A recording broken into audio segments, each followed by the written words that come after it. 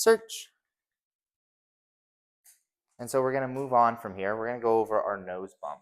To play the nose bump game, I normally like to sit.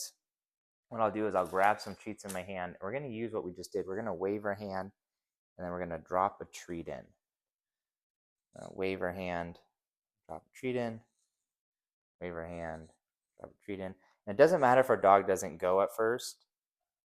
I just want to wave my hand and put a treat in. And we're just showing them that treats show up in my hand. We can switch hands too. And you see I'm just moving my hand back and forth, keeping the treats in one hand.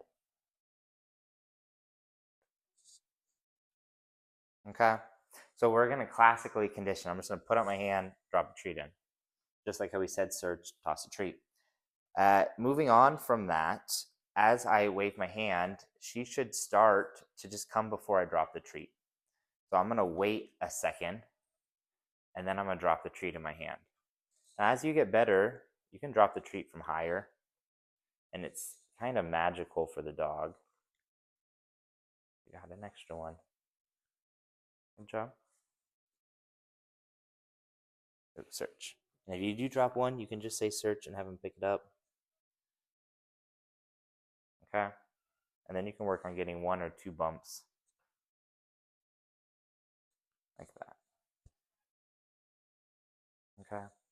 Now, as you get good at this, the other thing that's really important with teaching our dog to come when called, and that's what Pup Pup Pup is focusing on, is getting our dog to love coming when we call them, is when they come here, we want to be able to grab their collar.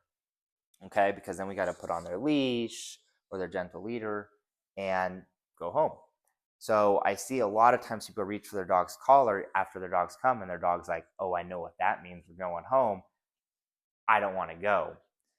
And so in those moments, I think of the dog's collar as kind of like a piggy bank, okay? And there's moments where we take withdrawals out of it, kind of like when we're going home from the park. That's not that much fun for the dog. Or maybe if they've eaten something they're not supposed to, and you grab their collar and help them away from it. And those moments for the dog are painful, okay? And so we're taking withdrawals out of the bank. And so that means we want to put deposits back into the piggy bank. And to do that, we're going to wave our hand again, and instead of the nose bump, we're just going to reach for the collar and hand them a treat.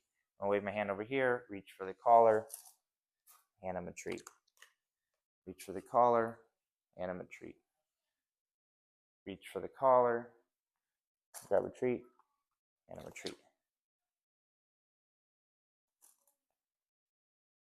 If we drop on the ground, we can hold our dog's collar, and that's actually the next part of this, is we want to be able to walk around, search,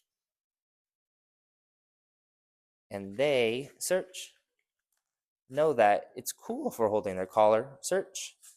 There's still so many things they can do. Search. And hop them over here. Search.